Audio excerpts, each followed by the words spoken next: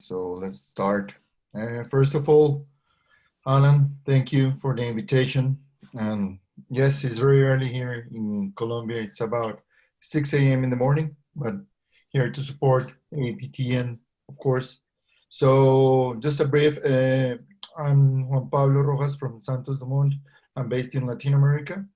I'm the technical and commercial director here. I'm in charge of all the region regarding lessors and operators. And we have multiple service offering based in two main factors, technical and commercial. And we're basically working at the moment with projects on the redelivery side from the lessors and also from the operators. We have worked in projects in Mexico, in Salvador, in Guatemala, in Chile, in Brazil, in Peru, in Colombia, of course, in Panama, and we have like all the coverage in the Latin region. So I just wanted to start with the aircraft redelivery, how it's going in the region with the COVID-19. Of course, everyone is really aware Yeah. the impact that it's had within the region. You have noticed that three of the major players here in the Latin America um, market have filed for Chapter 11. That includes Avianca, LATAM, and Aeromexico. So it's a huge effort from the governments and from the investors and also the private equities and everyone to keep on going with these companies. So it's basically very, very difficult times at the moment. So I just wanted to start with what is the aircraft redelivery for lessors in Latin America pre-COVID-19.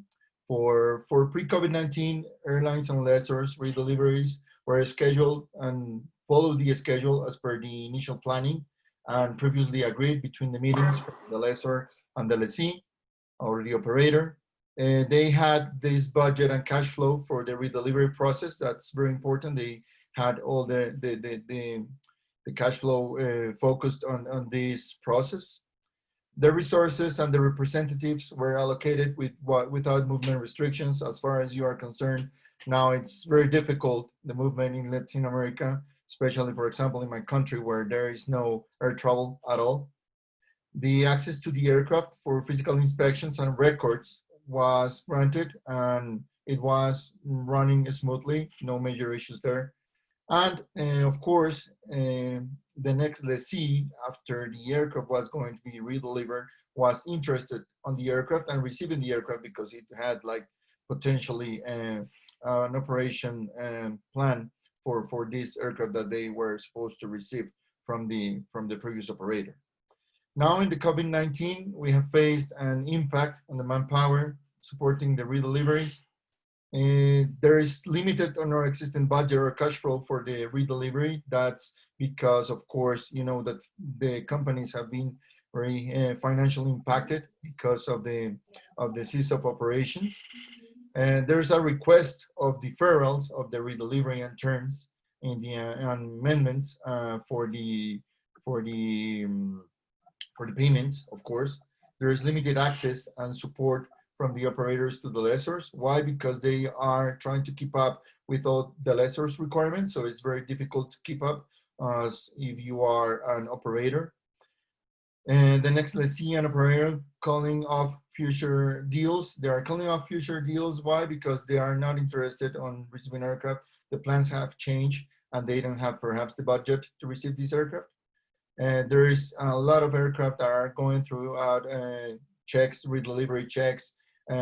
We are waiting on preservations. There's a lack of component supplies. Everything, of course, depending on the financials of the operators itself.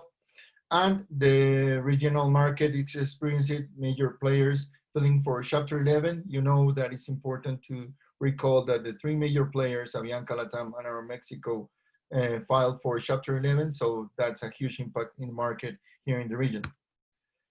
Okay, from the lessor's perspective, the key points for an aircraft redelivery, if we understand that everything is going to be ahead of COVID, it will be that we have to take into account the project initiation, including the supply of a team of highly experienced professionals to support the project.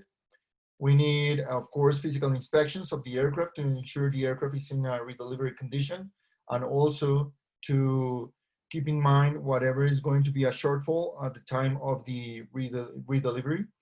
A detailed review of the lease agreement to identify technical and commercial obligations, including redelivery and delivering conditions. That's very important to go through the contract and to know the contract. The work scope, review definition, and the MRO selection to include everything that is going to be and needs to be in the work scope. It's very important to meet the redelivery conditions. Detailed records review and preparation for the redelivery.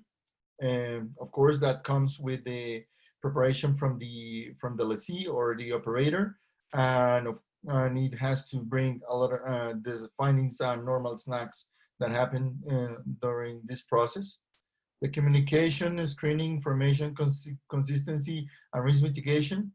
We need to know which is going to be very critical pace items or critical pace items during the redeliveries. The review of historical records condition and their storage, a key factor for the redelivery. Maintenance status setup on their respective historical and current active records and supporting documentation, whatever the operator has done with the aircraft. Of course, it has to be supported. And the risk mitigation and compliance, what I discussed above, and additional tasks to complete with redelivery conditions that have to be, of course, added to the work scope, review definition, and to be included in the final work scope, as I said. The moment we have faced because of COVID-19 impact, additional aspects to be considered. We know that we have to take into account the preservation of the aircraft. Why? Because they are grounded at the moment. Those aircraft are not flying, so it's very important to take into account the preservation. The major components of an aircraft located in multiple locations from the lessee. That means that, for example, one engine from a lessor is located in another aircraft, perhaps the landing gear or major components. So it's important to know where your components are, and because of the restrictions, it's very important to complete the aircraft as per the lease agreement. The access to physical inspections and records review is limited. I talked about this because, of course, you know, the manpower of the operators have decreased. They are sending people and employees to permanent or leave. So it's very important to consider this. They have a lot of issues to go through at the moment, and of course, it's very limited. And the lack of communications between the lessee and the lessor, and we understand that the operators are currently in the position of trying to get as much as possible attention to all the suppliers, including the lessors, but it's kind of difficult with the manpower restriction. And the redelivery plan discussion between lessee and lessor to review the contractual obligations. This is happening because at the moment they are asking, as I said, for deferrals or perhaps MR deferrals as well. So it has to be considered nowadays with the COVID-19 situation.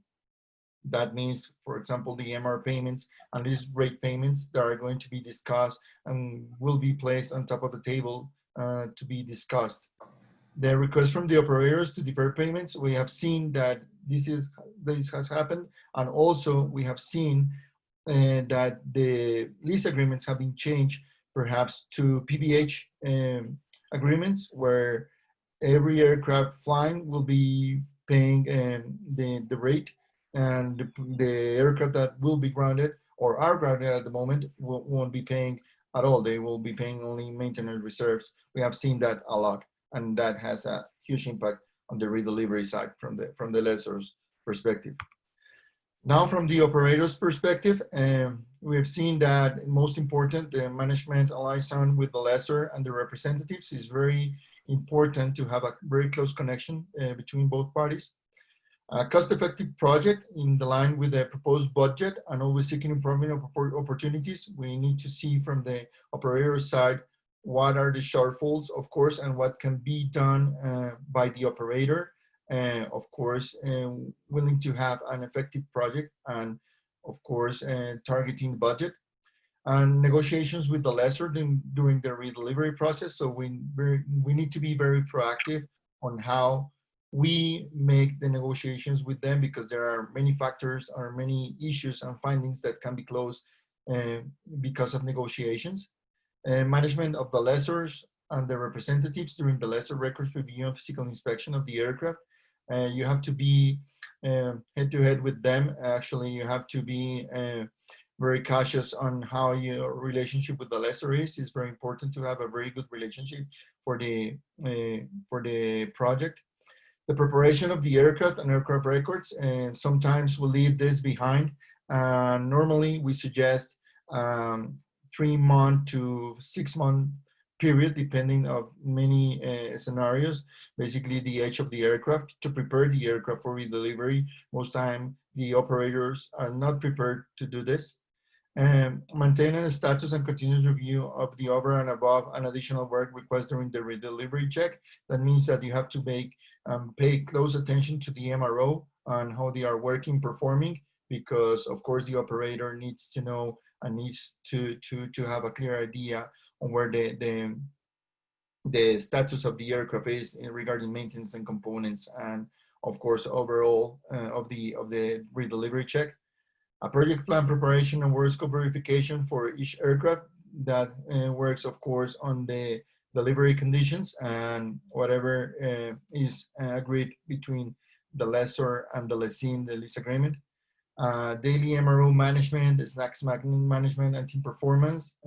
Very close look up with the MRO and with your team on how they are performing, closing issues, and how the maintenance is undergoing on the MRO. In-house practices to support the redelivery in the best condition, in the best cost-effective scenario possible. It's important to understand that sometimes the snacks can be closed by the operator itself and avoid future findings from the lessor.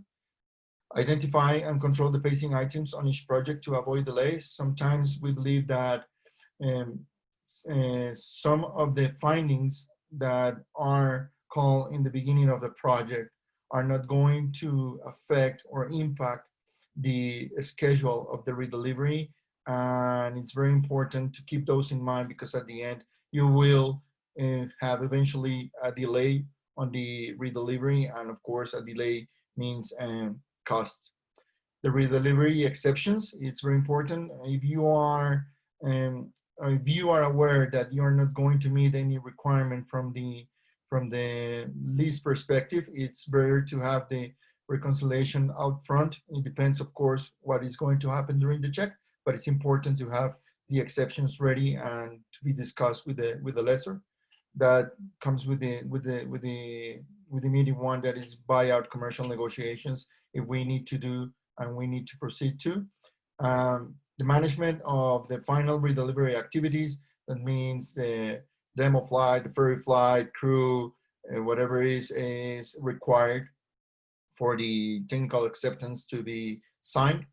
The commercial reconciliation, MR fund, end of lease adjustments if required, and that's part of the negotiation. And it's all based on a strong working relationship with the major lessors, understanding what their expectations, what are the practices that they are commonly using for the redeliveries of the aircraft, and of course having an experienced team and operating this sector with the ability to meet targets on a schedule. It's basically going to do it, and it's going to be the best way to approach this type of projects. I know that it's very demanding and every project is different, but we need to focus on trying to understand the lessor and being friendly with them, instead of saying like a counterpart where they are not included as a counterpart. They should be considered like a very close friend, of course, meeting regulations and meeting the lease itself. So that's basically it. Okay, that's a very good overview. Thank you very much, Juan Pablo, for that. We'll hold off the questions until after the presentation from Cliff on new aircraft deliveries, if you don't mind. If you have some questions, I see some coming up there on the the group chat. The guys can have a look at those and be prepared for after the next presentation. So Cliff, if you're good to go. Yep, sure.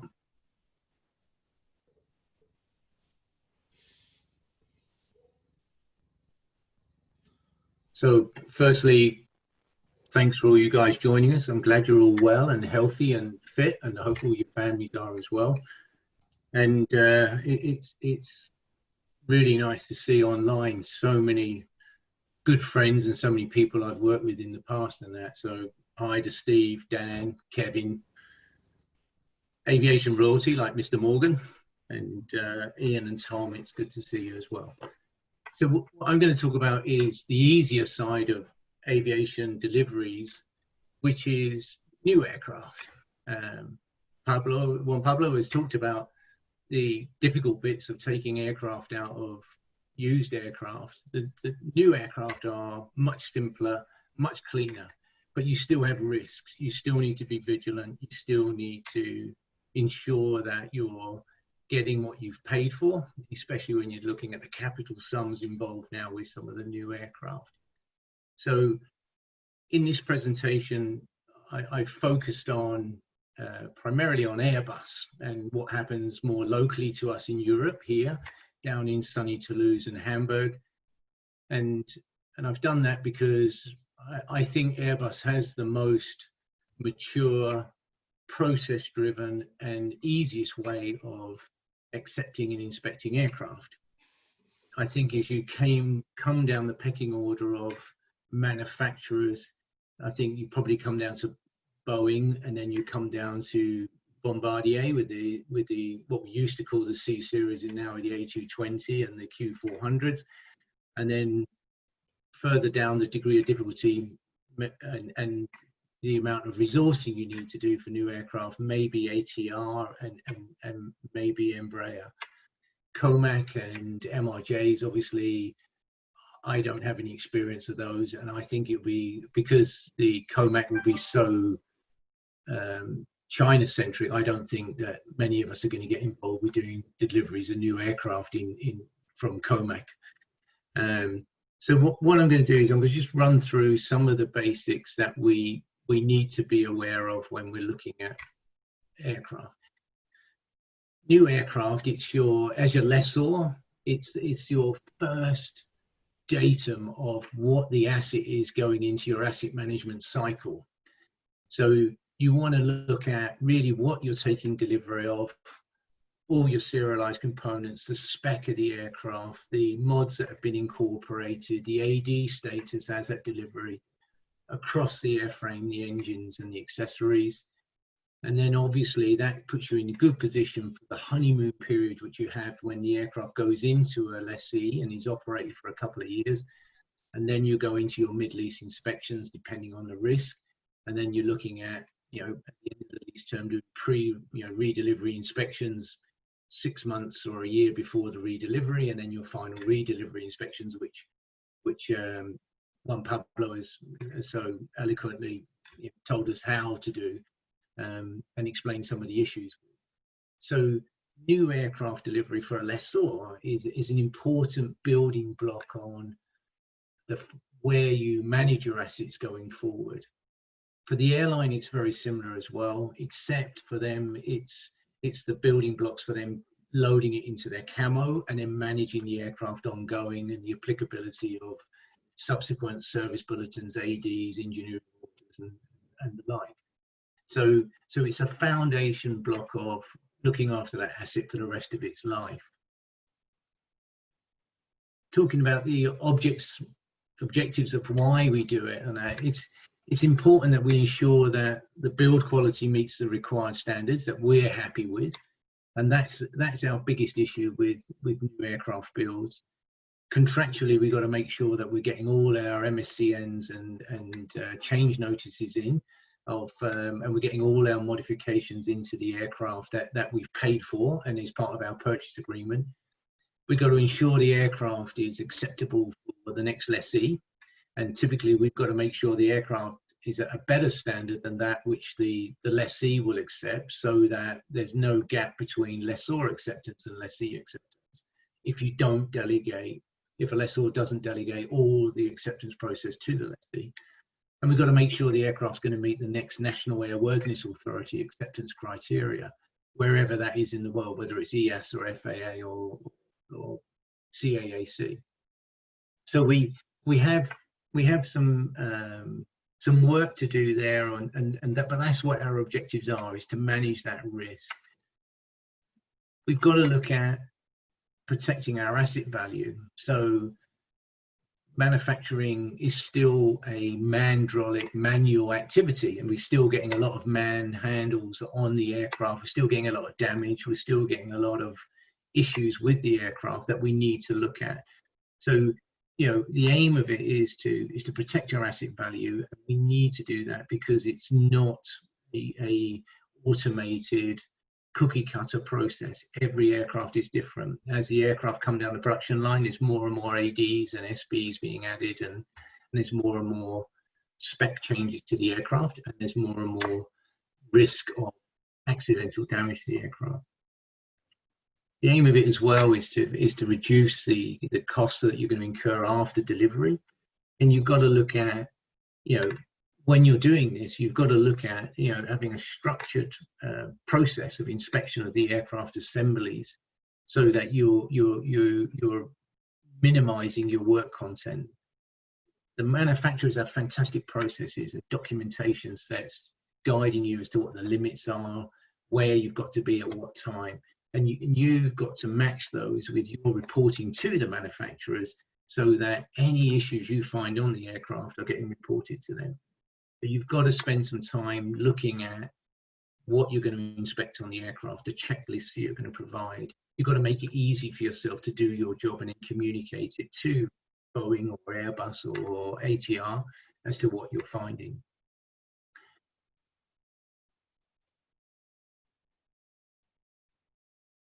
I think if we just look at what we're going to focus on this chat is, you're going to get into school. Let me go back one. Aye. Well, you're going to look at where you are with your purchase agreements. You're going to look at a design freeze as to what your aircraft spec is going to be, what galleys, what toilets, who's supplying the buyer furnished equipment, who's supplying the seller furnished equipment, what Airbus are going to provide and put on the aircraft. And then the aircraft's going to go into manufacturing. And what we're going to focus on today is the last three elements of that 6 phases there, which is the handover and the final delivery of the aircraft, transfer of title and acceptance and inspections that the lessee is going to do, and then the ferry flight. And with aircraft, you can leave everything to the last minute and just have a mad week and go in at the last moment and look at a finally assembled aircraft, a complete holistic lump, do all the ground checks and functions, you know, and you can go with a heavy team, you can go and do that, and then, you know, ferry fly the aircraft out of there. But my strong recommendation is that you're looking at the aircraft as it goes down the final assembly line, and you're looking at the constituent parts as the aircraft is put together. So much of it is recessed, and within the internal structure of the aircraft, you're going to be looking for defects and snags and issues that you want corrected, and items that your next lessee is not going to reject the aircraft for, as well as for extended warranties and potentially financial compensations from the manufacturer if they can't rectify them and put them right, if they're fundamental items that we've got to live with going forward.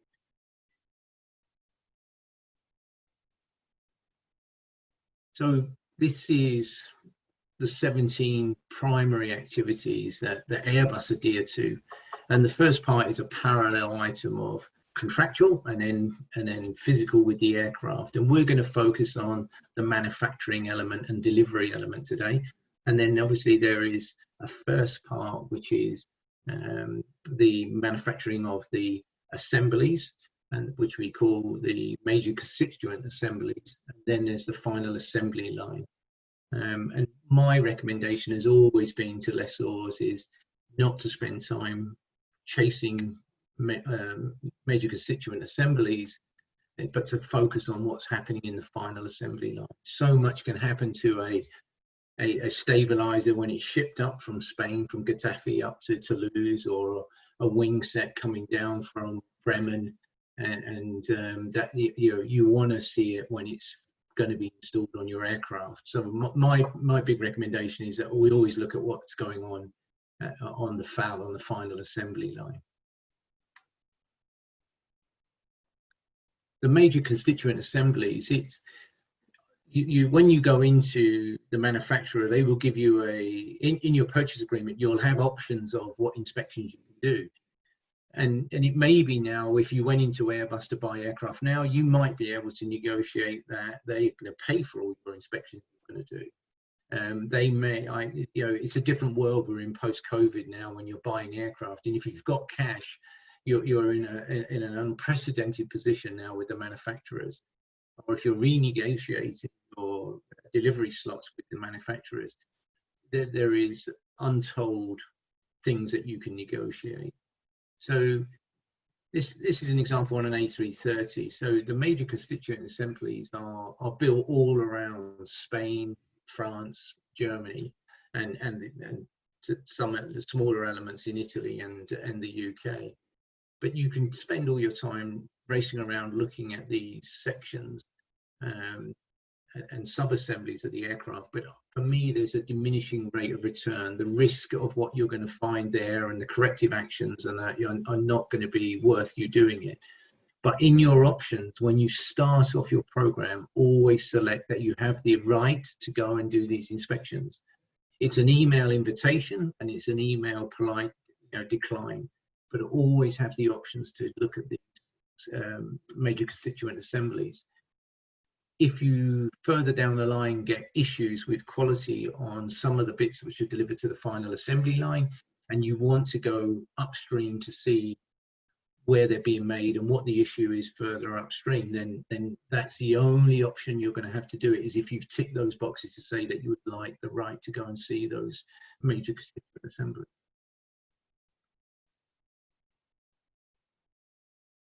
FAL inspections are the most important thing that you're ever going to do. So this is where the aircraft starts, major sections of fuselage start getting nailed together.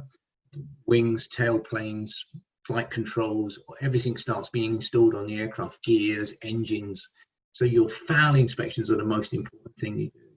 Typically on an A330 and an A320 or 321, you're going to have a series of 22 inspections which you will be invited to attend by the OEM. The OEM will work with you in partnership with you to find the best time to do it, depending on where they are with the industrial planning and the sequencing of where the different sections of the aircraft are coming together. But be aware, they could ask you to start doing these inspections overnight. You could end up going in at 2 or 3 o'clock in the morning to look at sections. And I don't get on the wrong side of your customer manager, because he will schedule those inspections in the middle of the night for you if you start going down the wrong path of the relationship. So there's a balance there in the relationship that you've got with the OEM of being firm but fair, looking at their standards of what they are producing the aircraft to under Part 21 regulations, and looking at how you're going to maintain the aircraft to the AMM and SRM and to Part 145 standards after the aircraft's manufactured. The OEM will play that Part 21 card quite a lot, and it will say, no, our standards during manufacture are this, and the standards between the SRM and AMM may be far different. So be vigilant of those and make sure that you get to grips with the standards that the OEM should be working to. So I think the manufacturers have a very structured thing of what inspections are going to happen when. You have a start meeting for each aircraft that's coming down the final assembly line. The most important aircraft you're going to look at is the first aircraft, which is called the HOL aircraft, the head of line aircraft, and that's your cookie cutter, if you like, as best as you can to as to what the standard of aircraft is going to look like when you get it. It's important you spend a lot of time and a lot of effort on that first aircraft to make sure that it looks like the right thing, and it makes sure that all the BFE, the seats, the galleys, carpets, all the soft furnishing and cosmetic things are to the right standard.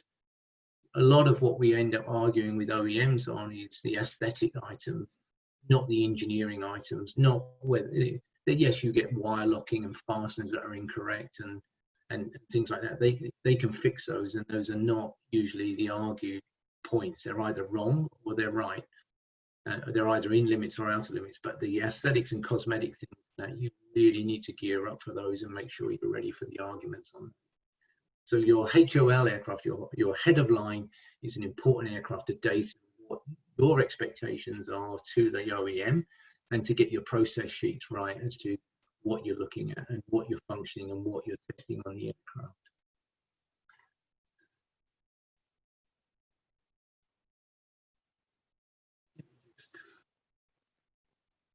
So your FAL is an interesting time.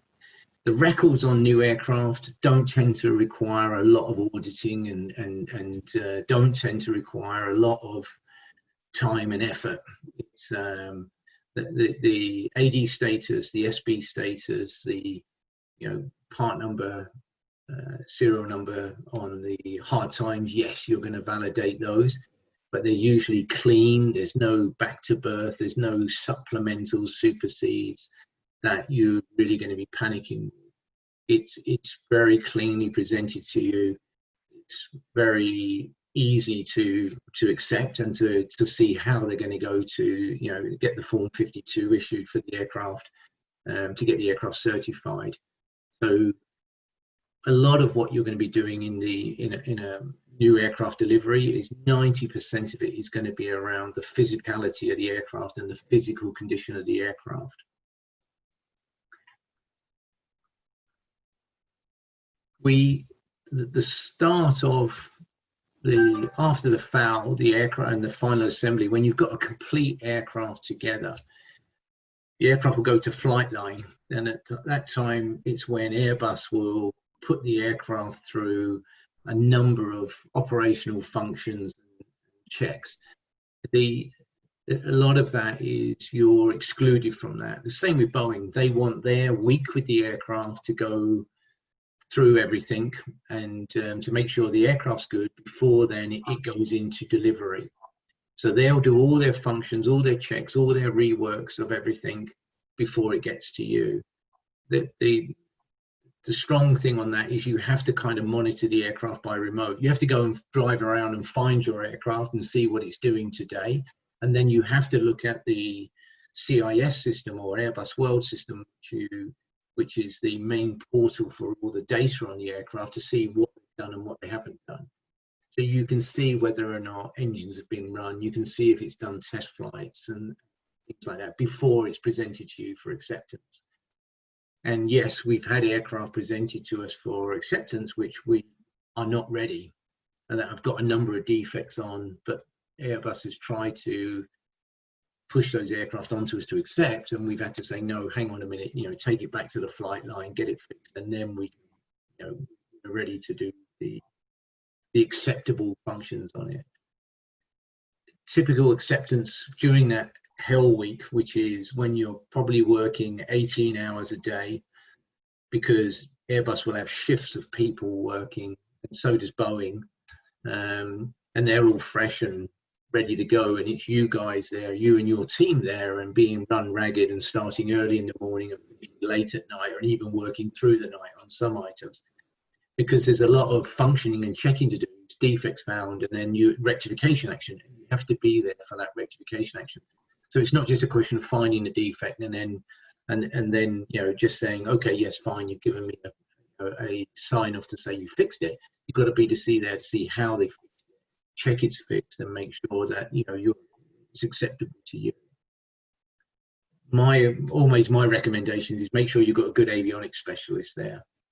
I think switched on pilots, line pilots, are not the best guys to accept aircraft. If you can get a pilot there that's happy with engine runs, looking at parameters, doing all the flight deck tests, there's a whole day of flight deck tests to do, APU running, engine running, and that. And my recommendation is to get the pilots and flight crew to do that. It makes the airline ready for accepting it, or the lessee ready for accepting the aircraft. And the engineers can and ah, but if it's good for the pilots, then the engineers tend to follow line. They're all worried about that final block in that phase of 6, which is the ferry flight out of there. They want the pilots to accept it. Usually, if the pilots say, yeah, it's running, everything's functioning, they're happy. You need a good structural specialist. Aircraft do pick up some dents and bumps along the way, the manufacturing line, and you do need to put together a good dent and buckle on the aircraft starting at manufacture. You have to record those at manufacture because they affect your warranties. So you want it all recorded, what you've got on your aircraft during manufacture, because especially now with the Boeing LOVs and the cost for doing those and extended service goals on the Airbus aircraft, what damage was there and pre-existing drives your cost for getting those aircraft certified for flying longer times, past their original design goals. So you need to start and date them with good D&B produced by the manufacturer. The acceptance flight and test flight, obviously get the pilots on there. You need to have a couple of guys in the back of the aircraft functioning all the seats, the IFE, the galley equipment, the lights, the calls, everything that may be an issue in flight with wheels up, that's not, that functions fine on the ground, that may not function in the air. So you need to have a good team of guys in the back and a good pilot in the flight deck flying with the Airbus or Boeing guys. So the aircraft is fully demonstrated, you're happy with what's going on. The handover to the National Airworthiness Authority is pretty simple. I've never found an issue with the National Airworthiness Authority accepting an aircraft. Frequently they'll delegate it to the airline to accept it, and the airline quality manager. Sometimes the NAAs want to come and want a day out in Toulouse and a night out in Toulouse and a good dinner and some good wine, and then they tend to be compliant. But all your defects, all the issues you find during the aircraft final assembly line and in that delivery week, you've got to document for your transfer of title. You've got to record those, and they've got to be annotated in your acceptance certificate for the aircraft. As I said here, the Airbus and Boeing have a customer acceptance manual, and they document very clearly what tests you will do or are allowed to do, and how you will look at the aircraft. There is some leeway in that and some modification. It's they don't script how you're going to test the first class seat and all the bells and whistles and electrics and that go in some of the first class and business class seats now, and some of the IFE. It's down for you to do that and for you to define how you're going to test that and what you're going to test. So the customer acceptance manual is the basis from which you work, and then you will build up your own process sheets for doing that, and educate your own team as to how to function those and check those. I'm going to move on a bit. My recommendations and best practices from what I've seen. I was in Toulouse for a year. It was one of the best years of my life, I have to confess. It was it was hard work, and we did 14 aircraft in a 7-month period, deliveries, and it gets very, very busy around December, and that when Airbus is trying to push all the aircraft out and get them all delivered before the end of the year, so their numbers look good. But so my recommendations based on my experience of what we've seen there, and I think a lot of this will read across to accepting aircraft in other jurisdictions.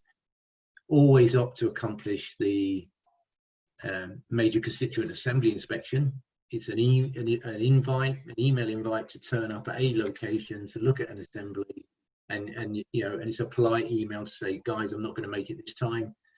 Let me know if there's any issues or any snags. But you've always got that right to be able to go and look at those major constituent assemblies. We had issues with horizontal stabilizers coming out of Getafe, out of Spain, because the Airbus Spain were on strike, and a lot of the stabilizers were stored and left out in the rain, and we had some issues there. But so we had to go to Getafe and look at what was going on there and look at how they were correcting those and what they were doing. My recommendation is, you know, if wherever you are, you know, try and get a native speaking guy on your team.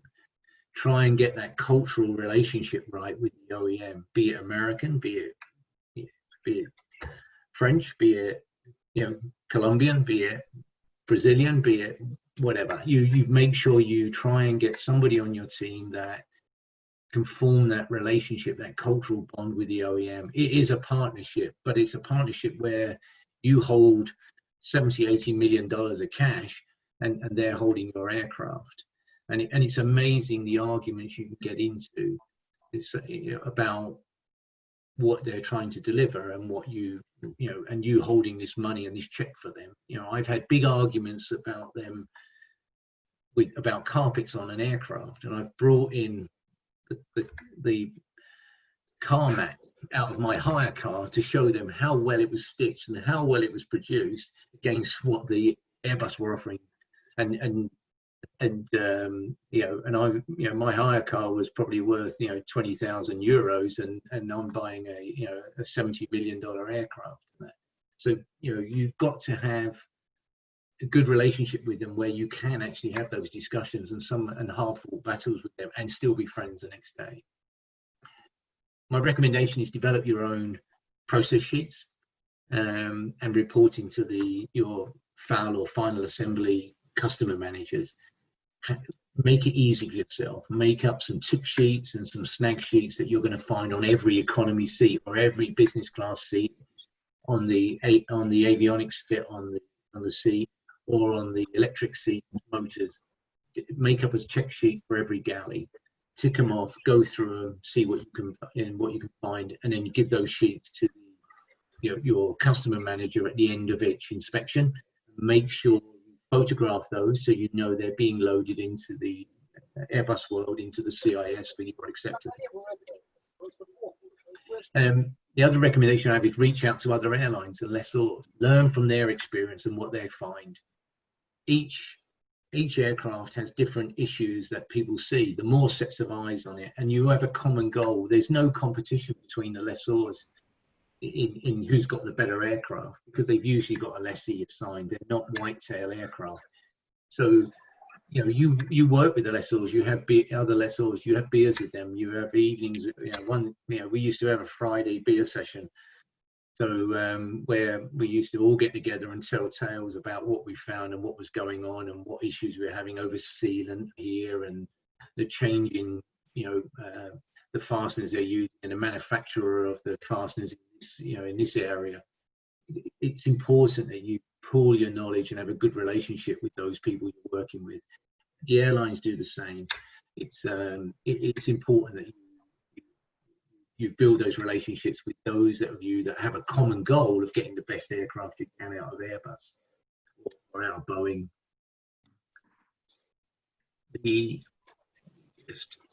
I think it's important that you do accomplish the FAL inspections.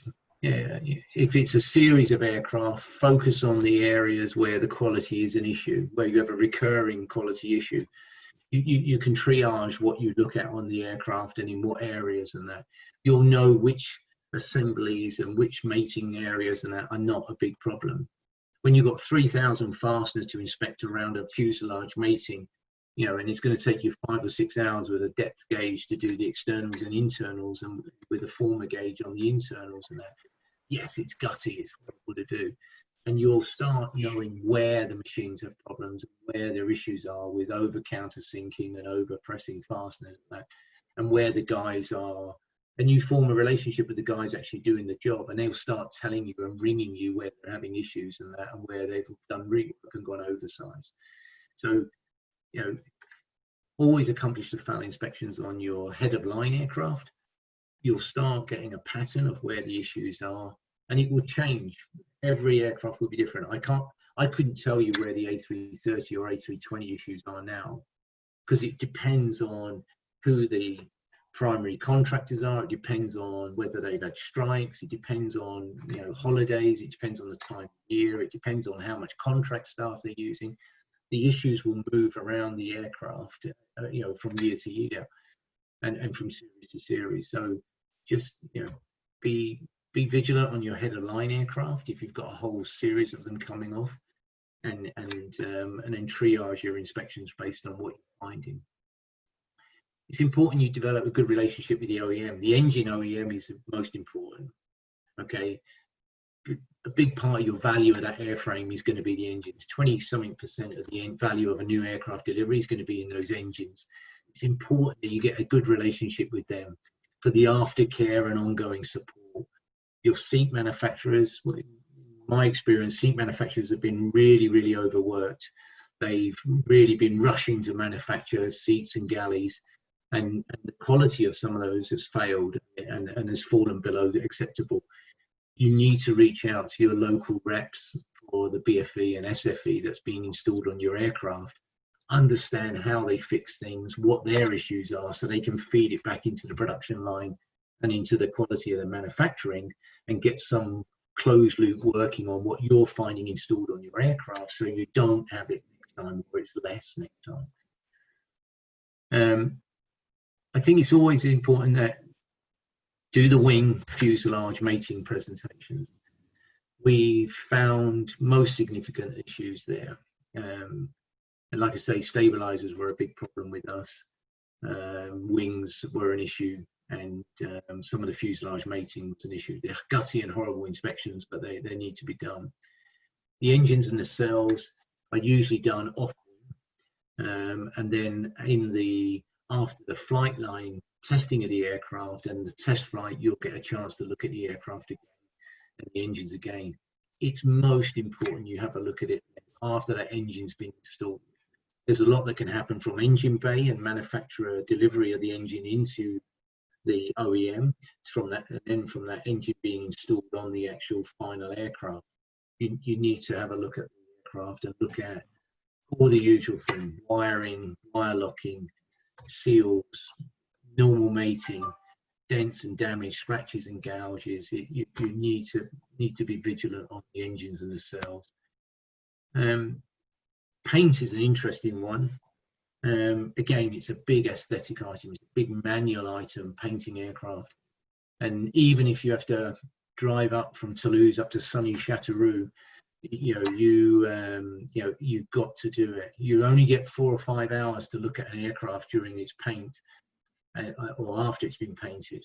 And it's important that you go heavy-handed and you get around and look at all the areas of the aircraft for paint, for thickness, for orange peel, for drips.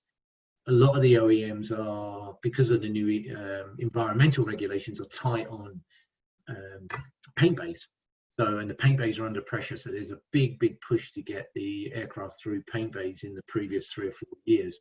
So paint quality has been up and down. It's important you do your paint inspections. Airlines and lessees get very upset when they take delivery of their new aircraft and they're having a big presentation on the ramp and acceptance of it, champagne splashing everywhere, and then everyone's looking at paint drips. It's the most, it's the most obvious thing when chief executive officers of airlines start walking around and then start saying that doesn't look right and that doesn't look right. Cabin presentations, Airbus will always try and limit you, and Boeing will limit you to the number of people you can have inspecting the cabin interior and for how long. If you can, go mob-handed.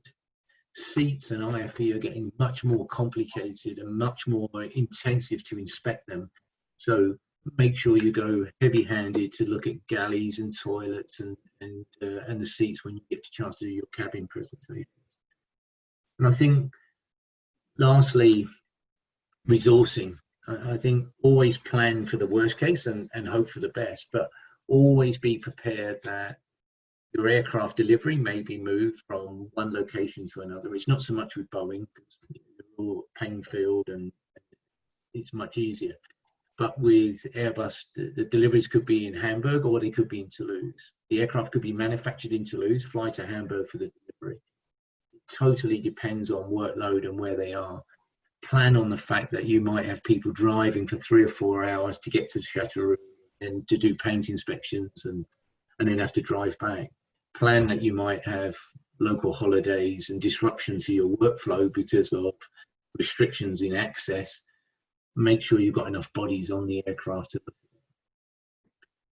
I think that's for me. And I've rambled on. I hope that's I've covered most of the issues and most of the items there. Yeah, I'll hand back to Alan. that was fantastic, Cliff. Thanks very much for that. Really good overview of new aircraft deliveries, especially the Airbus type. We'll just open it up to the Q&A session now. We had a few questions in there and comments, interesting comments from some of the participants. I just had 1 or 2 questions for Juan Pablo there, maybe if you are able for them. Just in Latin America, is there good availability of independent camos to handle aircraft that are coming back off of lease or repossessed, or what's the story with local camo? No, with the camos is very difficult. Actually, you get to hire European camos. It depends, of course, what your requirement is, FAA or EASA most of the times. But it's difficult to get camos here in the region. We are not used to have local camos. It's very difficult. And MRO slots for aircraft, are they, I mean, there's a good selection obviously in Latin America, but are they busy at the moment, or is it hard to find a slot? Basically, if you see, there are major players. You can see Mexicana in Mexico City. You can see Copesa in Costa Rica. You can see Aeroman in Salvador. You can see the Avianca new MRO in Rio Negro in Colombia. And you can see a couple of more places I can mention in Brazil. But all of the US aircraft are currently taking those slots, especially in Aeroman and in Copesa. So it's hard to get a slot in the slots.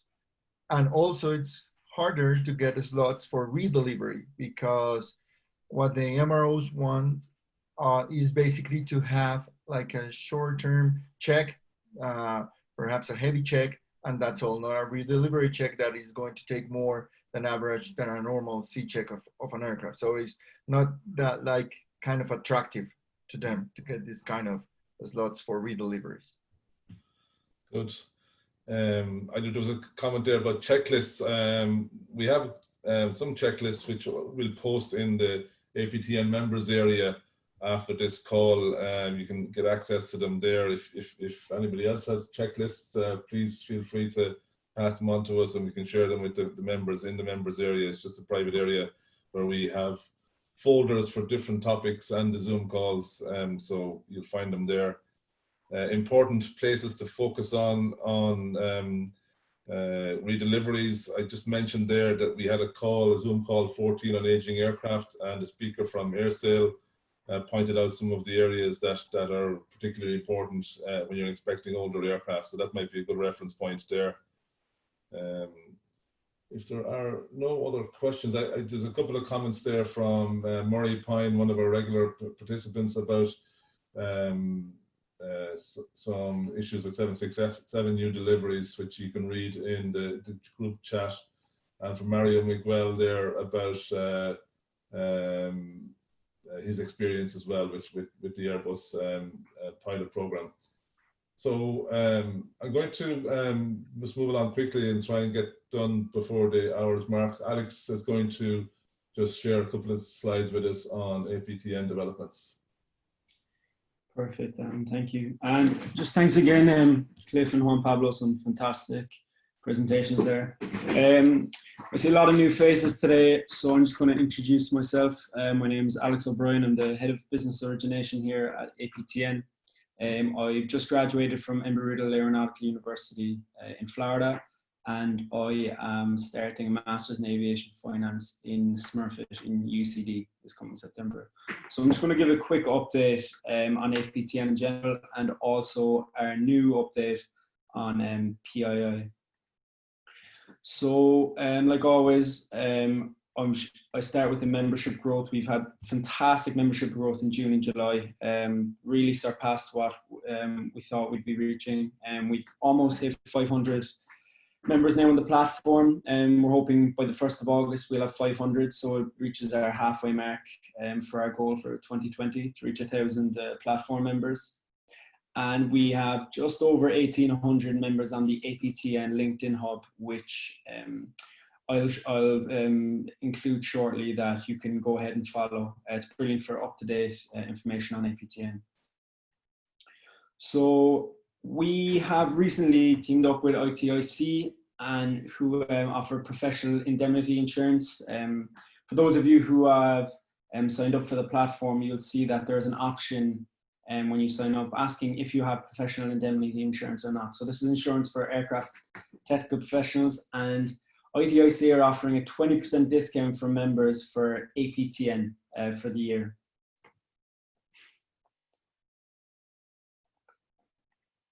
So just finishing off just these APTN WhatsApp regional groups that we always mention. If you have any queries about joining them, I usually send them an email once you have joined the platform. I'll probably be sending out another one just because we've had such a growth in the last month. These WhatsApp groups are fantastic for people asking questions in and around their local countries about aircraft inspections, engines for sale. It's just lots of different communication that's available. So if you have any interest in joining these WhatsApp groups, you have to be an APTN member, so you can sign up for the platform, but they're a fantastic opportunity just to get to know fellow members in the area. And finally, this is my contact information. If you have any regards on, if you want any presentations from the webinar, or if you have any questions about the PII or the WhatsApp groups, my email and WhatsApp are there. We also have Instagram and Twitter if you want to go ahead and follow them. They'll also give daily updates similar to the LinkedIn profile. Thanks, Alex, for that. Just a couple of comments on the PII product that's available. Just to give you an example of what 20% discount means, I think the annual subscription for the insurance product is around €1,000 per 1 million euros of coverage. So 20% discount represents about €200 saving per annum. But on top of that, because it's a mutual insurance company, yeah, in the last, I think, 10 years, they have been giving dividends back to their members, which would be you if you have a policy with them. So you could potentially have up to €500 reduction on an annual policy. So it's definitely worthwhile checking. Again, the presentations from ITIC are in the members area of APTN if you want more details, and the application forms for the insurance product are also in there if you want to look at it further. So that's just a few comments on that. The last thing, I just want to share one screen with you, kind of in line with what Alex was telling you there about the APTN membership. So just 1 second, I can find it here. We have just a summary of the demographics of APTN, and here you can see that we have as Alex mentioned, just under 500 members of the platform, and you can see there the membership by country, and obviously Ireland's number 1 on the list, Turkey, India, UK, Lithuania, all the way down to Venezuela, Vietnam, and we have 67 countries currently represented, and we're trying to grow that as Alex mentioned, up to 1,000 members by the end of this year. The types of expertise that the members have, you can see there, ranges from tech records, structures, engines, all the way down to composite, ferry flight, and even some pilots on board as members as well, believe it or not. The aircraft types that are covered, Airbus, Boeing is self-evident, but then there's lots of other aircraft that are covered with membership skills. down to, you know, smaller ones and unusual ones like Antonov, Fairchild, Let. Engine types covered across the membership. It's GE, CFM, it's quite obvious, Pratt & Whitney, IAE, Rolls-Royce, and then we have APU experts in there as well. So we have 311 single members, ATP basic members, 116, and enterprise membership is also growing, currently around the 40 mark. So that's kind of an indication of the demographics of APTN currently, and it's growing.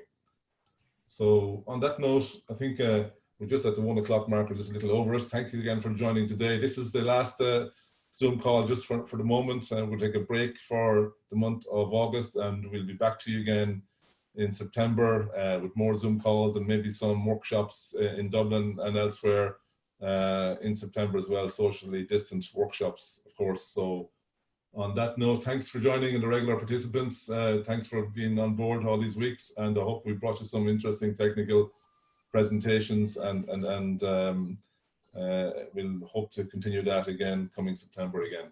Thanks for joining. Thanks, Alan. All right. Good, Alan. Right. Bye-bye. Thank you, Alan.